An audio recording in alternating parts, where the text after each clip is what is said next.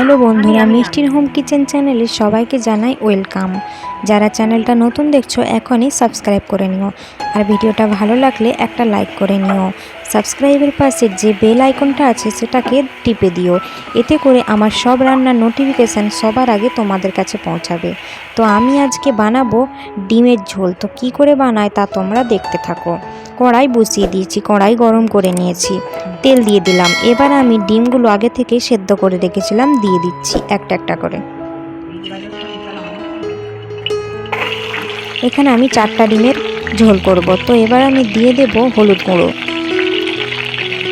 আর দেব লঙ্কা গুঁড়ো, এটা তোমরা নাও দিতে পারো, আর দেব পরিমাণ মতো লবণ।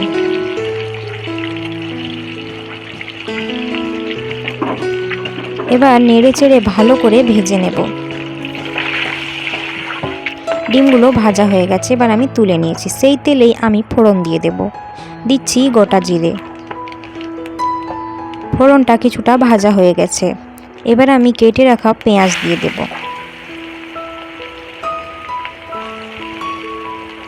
আর দেব একই সাথে কেটে রাখা টমেটো। টমেটো আর পেঁয়াজ ভালো করে ভেজে নেব।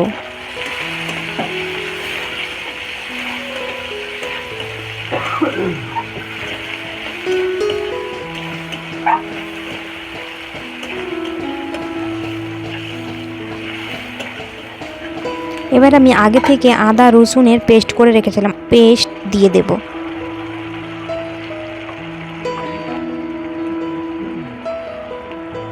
সামান্য জল দিয়ে দেব। এবার কিছুক্ষণ ভালো করে নেড়ে চেড়ে ভেজে নেব। দেব লঙ্কা গুঁড়ো,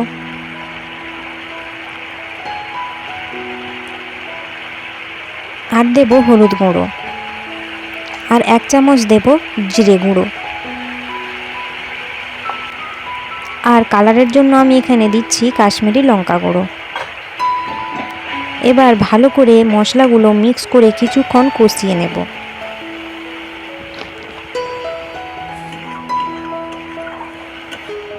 দেখো অনেকক্ষণ কিন্তু আমি কষিয়ে নিয়েছি, মশলা থেকে তেলও ছেড়ে দিয়েছে। ভালো করে আরও কিছুক্ষণ নেড়ে চেড়ে ভেজে নেব।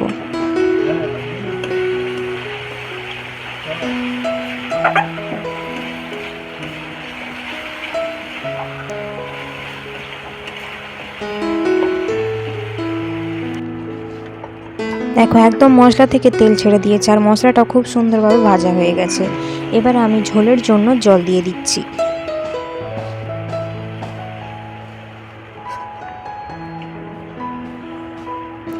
ঝোলটাকে কিছুক্ষণ ফুটিয়ে নেব।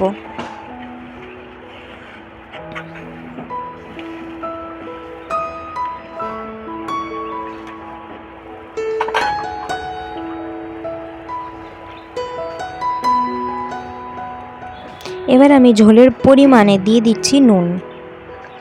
নুনটাকেও ভালো করে ঝোলের সাথে মিক্সড করে নেব। ঝোলটা ফুটে উঠেছে, এবার আমি আগে থেকেই ভেজে রাখা ডিম দিয়ে দেব।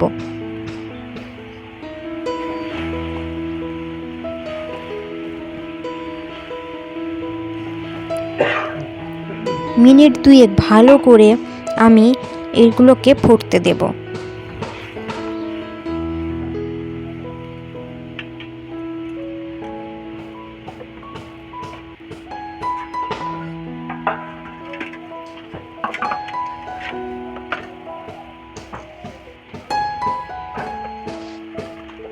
দেখো কত সুন্দরভাবে ফুটে উঠেছে। এই সময় যত ভালো করে ফোটাতে পারো ফুটিয়ে নিতে হবে। তো দেখো মশলা থেকে ঝোল থেকে একদম তেল ছেড়ে দিয়েছে, আমি এখন বন্ধ করে দেব। এবার নামিয়ে নেব। তো দেখো এই ডিমের ঝোলটা দেখতে কত সুন্দর হয়েছে। তোমরাও বাড়িতেই সাধারণভাবে ডিমের ঝোল বানিয়ে খেতে পারো। তো তোমাদের কেমন লাগলো তা তোমরা কমেন্ট করে জানিও। আবার একটা নতুন রান্না নিয়ে ফিরে আসবো। সবাই ভালো থেকো, সুস্থ থেকো।